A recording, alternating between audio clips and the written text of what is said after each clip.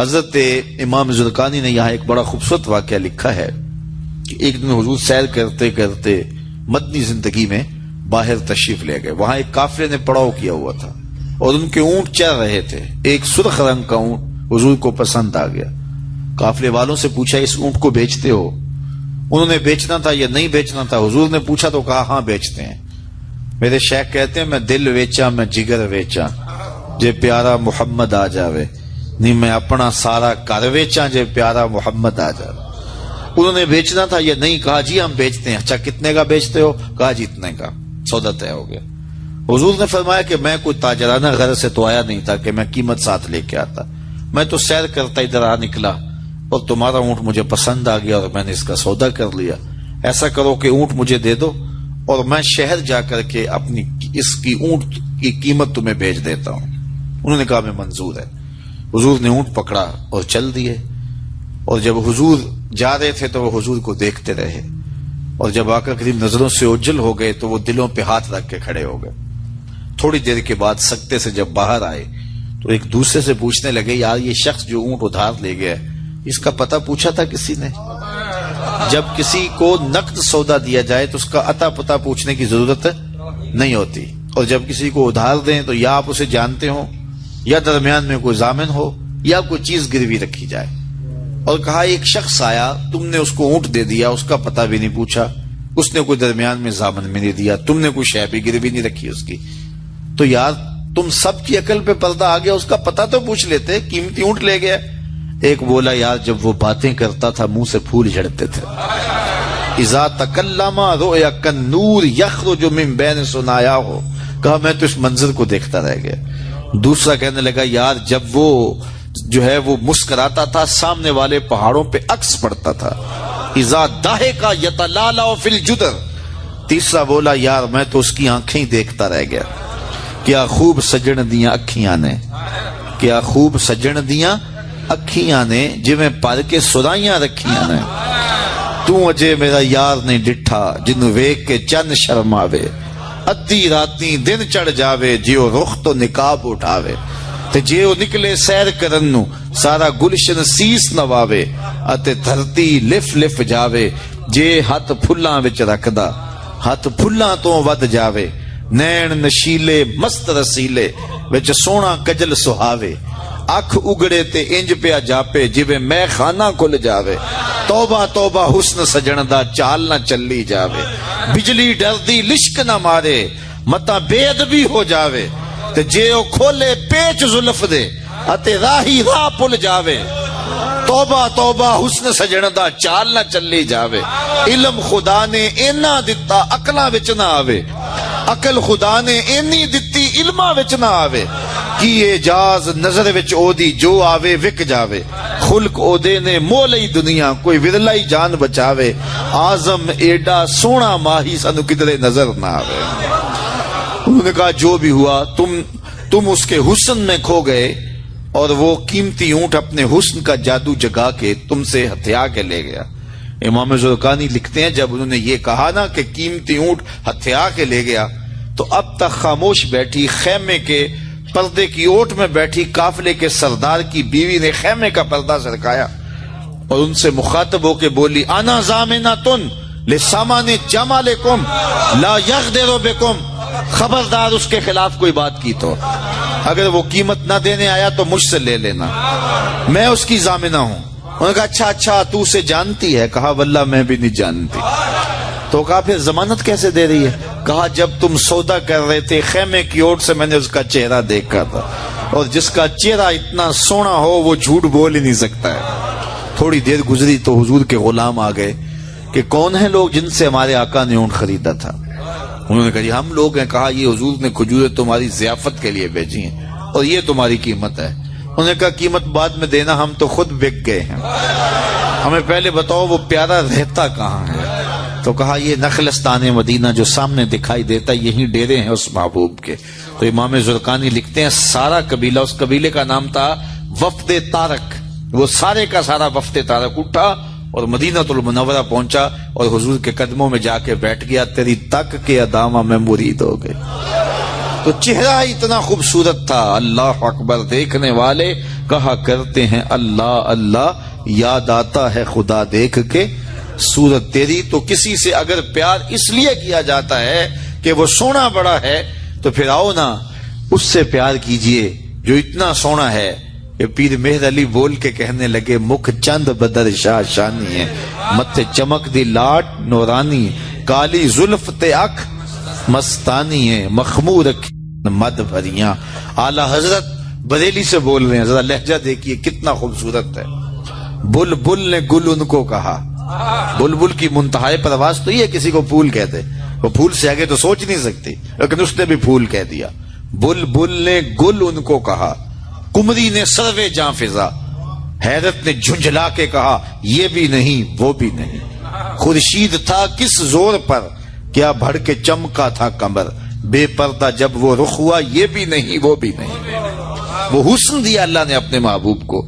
تو کسی سے اگر اس لیے پیار کیا جائے کہ وہ سونا بڑا ہے، تو مجھے بتاؤ کہ حضور جیسا سونا زمانے میں کوئی ہو سکتا ہے؟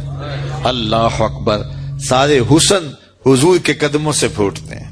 اور مجھے اتنا اچھا لگتا ہے یہ شعر اعظم چشتی مرحوم کا کہ اس نے پتہ نہیں کہاں بیٹھ کے یہ شعر لکھ دیا کہ سمجھا نہیں ہنوز میرا عشق بے ثبات، سمجھا نہیں ہنوز میرا عشق بے ثبات، تو کائنات حسن ہے یا حسن کائنات، تو کائنات حسن ہے یا حسن کائنات۔ تو اگر کسی سے اس لیے پیار کیا جاتا ہے کہ وہ خوبصورت بہت ہے، تو پھر بتاؤ حضور کے حسن، یاد حضور کے چہرے کا جمال اور رنگ اور شان تو پھر حضور کا چہرہ ہے نا۔ حضرت میمونہ بنت کردم رضی اللہ تعالیٰ عنہ فرماتی ہیں کہ مجھے حضور کی زیارت کا شوق ہوا تو میں اپنے والد گرامی کے ساتھ حضور کی زیارت کے لیے حجۃ الوداع کے موقع پہ میں حج کے لیے گئی، اور حضور سواری پہ بیٹھے تھے اور میں اپنے والد گرامی کے ساتھ حضور کی قربت حاصل کرنے کے لیے اور حضور کی زیارت کے لیے پہنچی۔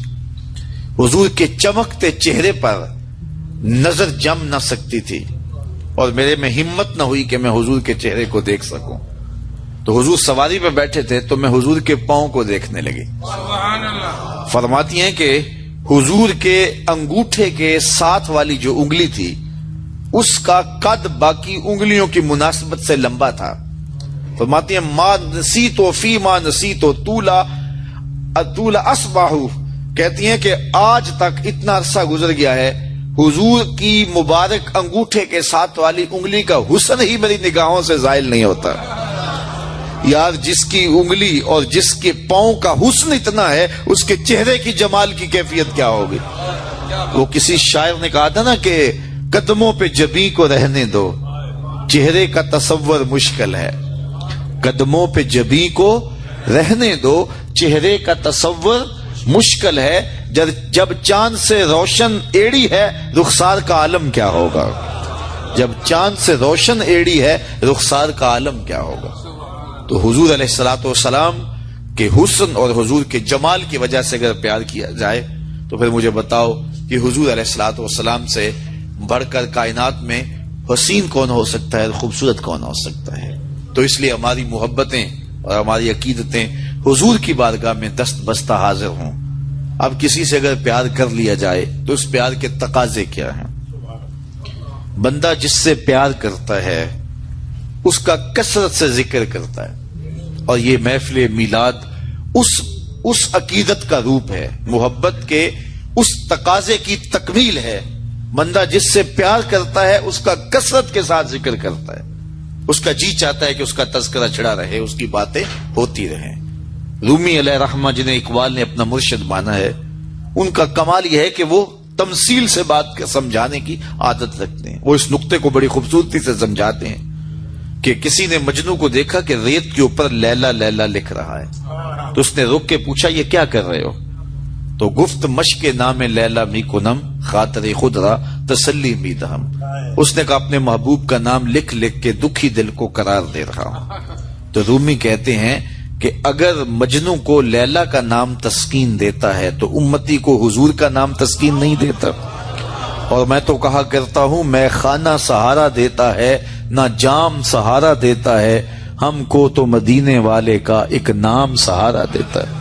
ٹھنڈ پڑ جاتی ہے سینے میں جب کسی کے لبوں پہ اس مبارک نام کا چراغاں ہوتا ہے. تو جس سے پیار کیا جاتا ہے اس کا کثرت سے ذکر کیا جاتا ہے.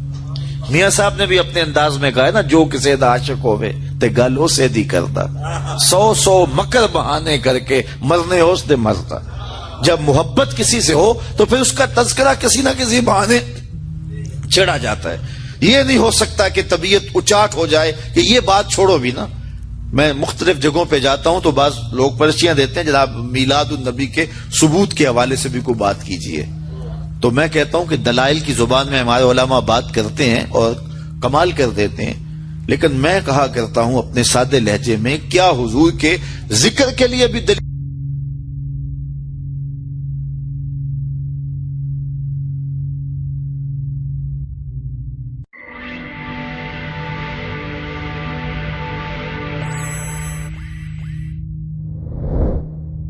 یہ حضور کی تربیت کا طریقہ تھا. مربی کو پتا ہے کس طرح تربیت کرنی. ایک صاحب آئے, اس نے کہا حضور میں اسلام تو قبول کرتا ہوں لیکن نمازیں 5 نہیں پڑھ سکتا, نمازیں 2 پڑھوں گا.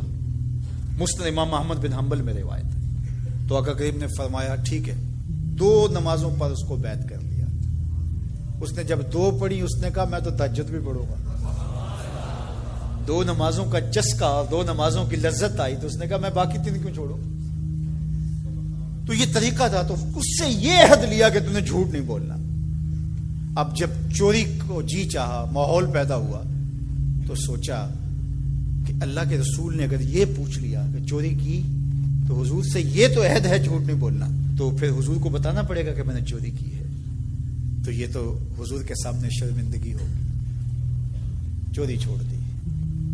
پھر کہا کہ جب بدی کو جی چاہا, طبیعت میں غلبہ ہوا گناہ کا, تو پھر سوچا کہ اگر رسول اللہ نے پوچھ لیا تو جھوٹ تو بولنا نہیں, تو پھر حضور کے سامنے شرمندگی ہوگی, کیا بتاؤں گا حضور کو. برائی بھی چھوڑ دی. شرمندگی کسی کے سامنے نہ ہو, یہ حیا ہے. جب حیا کسی کا پیدا ہو جاتا ہے تو پھر اعمال میں اعتدال پیدا ہو جاتا ہے, اعمال میں خوبصورتی پیدا ہو جاتی ہے, اچھے اور صالح اخلاق نصیب ہو جاتے ہیں. اس لیے ہمارا دین ہمیں حیا کی تعلیم دیتا ہے, بڑوں کا حیا اس کی تعلیم دیتا ہے. حضرت عبداللہ بن عمر رضی اللہ تعالیٰ عنہ فرماتے ہیں کہ مجمع صحابہ تھا, حضور تشریف فرما تھے. آقا کریم نے فرمایا کوئی ایسا درخت بھی ہے جو مسلمان جیسا ہو؟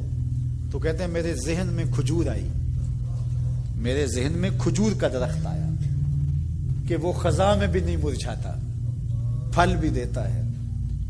لیکن میں نے دیکھا کہ حضرت ابو بکر خاموش بیٹھے ہیں, حضرت عمر خاموش بیٹھے ہیں, انہوں نے کوئی جواب نہیں دیا. ان کا حیا کرتے ہوئے میں نے بھی جواب نہیں دیا. بعد میں حضور نے فرمایا کہ کھجور کا درخت ہے. کہتے میرے دل میں بھی یہی تھا اور میں بولنا چاہتا تھا, لیکن ان بڑوں کا حیا کرتے ہوئے, میں چھوٹی عمر کا تھا, میں نہیں بولا. یہ ہمیں بڑوں کا ادب, بڑوں کی تعظیم, بڑوں کی حیا کا سبق دیا گیا ہے, درس دیا گیا ہے. یہ ہمیں سکھایا گیا, یہ ہمیں بتایا گیا, یہ ہماری زندگی کا حصہ ہے. حتیٰ کہ حیا تو چھوٹوں سے بھی کیا جاتا ہے.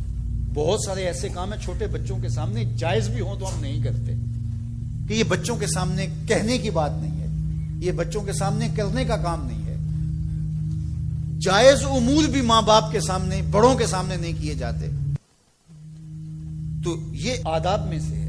کسی کے سامنے جو ہے وہ اپنے ناک کو جھاڑنا, یہ حیا کے منافی ہے.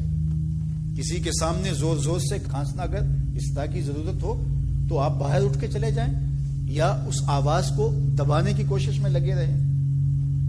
اس طرح خروج ری ہے, بندہ مجبور ہو جائے تو الگ بات ہے, ورنہ حیا کا تقاضا یہ ہے کہ مجلس کے اندر موجودگی میں اس سے گریز کیا جائے, حتیٰ کہ اس کی سمیل پھیلے اور دوسروں کو تکلیف پہنچے. یہ بھی حیا کے منافی ہے. اللہ اکبر. تو یہ بات ذہن میں رکھیے گا کہ حیا ہمارا دین ہے اور ہمیں حیا اختیار کرنے کی تلقین کی گئی ہے. تمام انبیاء کی طرف سے جو ماضی میں گزرے ہیں, ایک ضرب المثل کے طور پہ بات موجود ہے, اور یہ بات میرے اور آپ کے آقا مولا نے ہمیں پہنچائی, اور وہ یہ کہ اذا لم تستحی فاصنع ما شئت. جب تیرے میں حیا باقی نہ رہے تو جو چاہے کر. چونکہ حیا مانے ہوگا نا یہ بڑا ہے, حیا مانے ہوگا کہ یہ ماں ہے اور یہ بات میں نے نہیں کہنی, حیا روکے گا کہ یہ باپ ہے اس کے سامنے یہ کام نہیں کرنا, حیا روکے گا کہ یہ میرے رسول صلی اللہ علیہ وسلم کی طرف سے ممانعت ہے اور میں حضور علیہ السلام کا سامنا کل قیامت کے دن کرنا ہے. حیا روکے گا کہ یہ میرے رب کا فرمان ہے اور کیا میرا اللہ مجھے دیکھ نہیں رہا. حیا ہے تو گناہوں سے خود بخود روکو گے.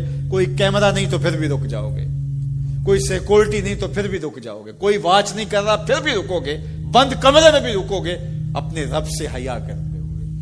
لیکن اگر رب سے حیا نہیں ہوگا, اس کے رسول سے حیا نہیں ہوگا, تو پھر جو مرضی کرو. پھر تمہیں نہ کوئی کیمرہ روک سکتا ہے, نہ باپ روک سکتا ہے, نہ ماں روک سکتی ہے, نہ بڑا بھائی روک سکتا ہے. کوئی نہیں روک سکتا تمہیں جب تمہارے اندر حیا نہیں ہے. حیا ہوگا تو پھر گناہوں سے خود بخود بچتے چلے جاؤ گے, برے اعمال سے بچتے چلے جاؤ گے, بد اخلاقی سے بچو گے. زبان سے جملہ نکالنے سے قبل سوچو گے کہ یہ جملہ مناسب نہیں ہے تو میں اس کو کبھی بھی نہیں بول سکتا, اس لیے کہ حیا مانے ہو جائے گا اور طبیعتوں کے اندر ایک نور پیدا ہوتا چلا جائے گا. اور یہ پردہ جب اٹھ گیا اور یہ ڈر جب ختم ہو گیا تو پھر راستے صاف ہو جاتے ہیں, جو مرضی کرتا رہو, پھر کوئی پرواہ نہیں ہوتی ہے. مدینہ المنورہ میں صحابہ تشریف فرما تھے کہ ایک خاتون گزری, سیاہ رنگت, حبشی نژاد. تو ایک صحابی فرمانے لگے اگر جنتی خاتون دیکھنی ہے تو یہ خاتون جا رہی ہے. تو پوچھا کہ یہ کیسے؟ کہا ایک دن یہ خاتون حضور کے پاس آئی اور اس نے کہا حضور مجھے مرگی کے دورے پڑتے ہیں تو میرے لیے دعا کر دیجئے کہ اس مرض سے مجھے نجات ملے. تو آقا کریم علیہ السلام نے فرمایا اگر تم کہو تو میں دعا کر دیتا ہوں اور یہ دورے تمہیں نہیں پڑیں گے, اور اگر تم ان پہ صبر کر لو تو میں تمہیں جنت کا وعدہ دیتا ہوں. اب تمہارے ہاتھ میں ہے, جو چاہو کر لو. اس خاتون نے بغیر تامل کے کہا مجھے جنت والا وعدہ قبول ہے. دورے پڑتے رہے کوئی بات نہیں, مجھے جنت والا وعدہ قبول ہے, لیکن حضور ایک کرم میرے پہ فرمائیے, وہ یہ کہ جب مجھے دورہ پڑتا ہے تو میں گر پڑتی ہوں, تو گر جانے کی وجہ سے سطر کا خیال نہیں رہتا, ظاہر ہے بے ہوشی ہو جاتی ہے. تو میرے پہ یہ کرم فرمائیے, دعا کیجئے جب میں گروں تو اللہ میرے سطر کی حفاظت کرے. تو حضور نے یہ دعا کر دی. اب وہ گرتی تھی لیکن اس کا سطر نہیں کھلتا تھا. اللہ اکبر. تو اس کو کتنا خیال تھا اپنے پردے کا, کتنا خیال تھا اپنے سطر کا. یہ جمال ہے عورت کا. عورت مستور ہے, عورت کو عورت کہا جاتا ہے, مستور سطر سے ہے, یہ پردے کی چیز ہے. اور اللہ جل شانہ نے اوڑھنیاں اوڑھ کر کے رکھنے کی خواتین کو تلقین کی. آج جدید مفکرین تو عورت کے ساتھ مصافحہ کے راستے بھی نکال رہے ہیں. وہ کسی نے کہا تھا یہ عورت کی آزادی نہیں ہے, یہ عورت تک پہنچنے کے لیے مرد آزادی چاہتے ہیں. عورت سمجھتی ہے مجھے آزادی مل رہی ہے, یہ تجھے آزادی نہیں دی جا رہی, یہ تیری آبرو کو, تیری عزت کو, تیری ناموس کو تار تار کرنے کے لیے یہ مرد آزادی چاہ رہا ہے, یہ آوارہ لوگ آزادی چاہ رہے ہیں. تجھے کھلونا بنانا چاہتے ہیں, تو کھلونا نہیں ہے. تیرا پردہ تیری ناموس کا محافظ ہے, تیرے برقعے کی ایک ایک سلوٹ تیرے حیا کا پہرا ہے. آج مغرب مختلف ذرائع سے ہم سے یہ جوہر چھیننا چاہتا ہے. تو اب ہمارے اوپر تہذیبی یلغار کے ذریعے سے, میڈیا یلغار کے ذریعے سے, تمدنی یلغار کے ذریعے سے, مختلف ناموں سے, مختلف ایام منانے کے ذرائع سے ہم سے اگر ہمارے جوہر حیا کو چھین لیا جاتا ہے تو ہمارے پلے کیا بچتا ہے؟ کیا ہم گو کوڑا قوم ہے کہ جو کوئی لے کے آئے اور اسی کے پیچھے چل پڑے؟ کیا ہمیں نہیں پتا کہ ہم کون ہیں؟ ہماری بھی کوئی بنیاد ہے, ہماری کوئی ساکھ ہے, ہمارے ابا و اجداد ہیں, ہمارے اوپر کتاب اتری ہے, ہمارے آقا نبیوں کے امام ہیں, ہمیں پورا کامل اکمل دین دیا گیا ہے. کیا ہم وسیع ظرفی کے نام سے, روشن خیالی کے نام سے سب کچھ اختیار کر لیں گے؟ یا ہمیں سوچنا پڑے گا کہ ہمارے دین کی شناخت کیا ہے؟ تو میرے حضور نے فرمایا ہر دین کی ایک الگ شناخت, الگ پہچان اور نمایاں نشان اور علامت ہوتی ہے. اسلام کی وہ نمایاں علامت حیا ہے. اگر حیا ہے تو دین ہے، اگر حیا نہیں ہے تو دین نہیں ہے۔ تو اللہ ہمیں حیا کے نور سے مالا مال کرے، ہماری نسل نو کی بالخصوص حفاظت کرے، ہماری بیٹیوں بہنوں اور مستورات اسلام بناتے دین کی اللہ خاص طور پہ حفاظت فرمائے، آنکھوں میں شرم اور حیا کے نور کو پیدا کرے، اور ہمارے باطن بھی حیا کے نور سے مالا مال ہوں۔ میں تو حیرت میں ڈوب جاتا ہوں جب خواتین ہاتھوں میں پلے کارڈ اٹھائے میرا جسم میری مرضی کا نعرہ لیے میدان عمل میں کود پڑتی ہیں، اور پھر اس سے بڑے دکھ کی بات یہ ہے کہ ہمارا میڈیا ان کے پیچھے کسی نہ کسی انداز سے کھڑا ہو جاتا ہے، اور ایک ماحول پیدا کیا جاتا ہے کہ اس کی زیادہ سے زیادہ تشہیر ہو۔ میرا معاشرہ، میرا دین، میری مشرقی روایات، میرا کلچر، میرا تمدن، میری تہذیب اس کی حمایت نہیں کرتا۔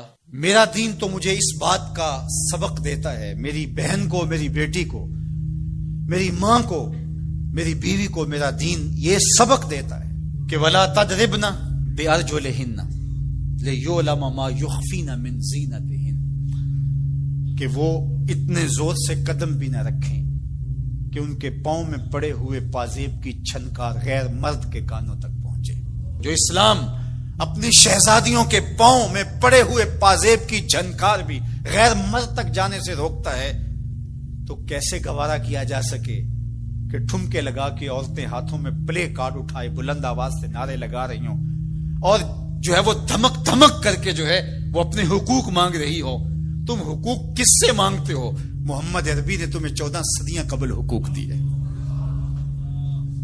اور اگر تم اسلام کو نہیں مانتی اور اسلام کے ضابطوں سے انحراف کرتی ہو تو تمہیں میں ایک نقشہ ماضی کا دکھانا چاہتا ہوں کہ تمہارے وجود کو بھی گوارا نہیں کیا جاتا تھا۔ اٹھا کر کے سسکتی بچی کو زندہ درگور کر دیا جاتا تھا۔ بھائی اس لیے کاٹ دیتا تھا کہ کل کوئی میرا بہنوئی نہ کہلائے۔ عکاس کے میلے میں بیٹوں کے ہاتھوں مائیں فروخت نہیں ہوئی؟